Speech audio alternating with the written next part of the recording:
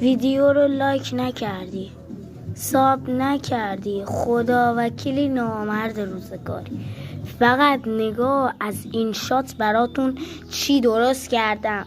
یعنی نامرد روزگاری، یعنی یعنی توف تو صورتتون. اینو فقط نگاه کن. فیفی جون شوخی میکنم. نه زیبای من زلیخا من شوخی نمیکنم.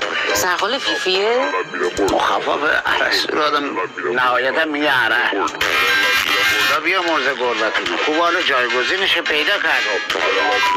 این فهیم خانم دختر خاله من اینجوری نمیشه خسته داغون شده. این 25 سال پیش زیبای علی آباد بود. ما خانم واقعا گوهر نایابی. من نمیدونم ولی چرا زن نقی شده. یه ملیخی آدم کم داشتیم که شما تشریف آوردید. یعنی نگاه الان یه دقیقه وایس. الان اینجا رو فقط نگاه کنید.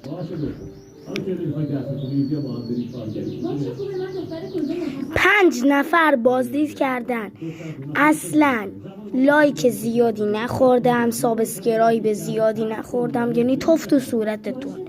یعنی همینم الان میذارم، همین ویدیو رو الان من میذارم. توف تو آدم هر کی کار نکنه. خجالت بکشین واقعا. یه بار دیگه هم بیاین نگاه کنین. فیفی جون شوخی میکنم. نه زیبای من زلیخا من شوخی نمیکنم. سرقال فیفیه؟ مخففه عرصه آدم نهایتا میاره. خدا بیا مرزه گربتون خوب حالا جایگزینش پیدا کرد. این فهیم خانم دختر خاله من اینجوری نمیشه خسته داغون شده.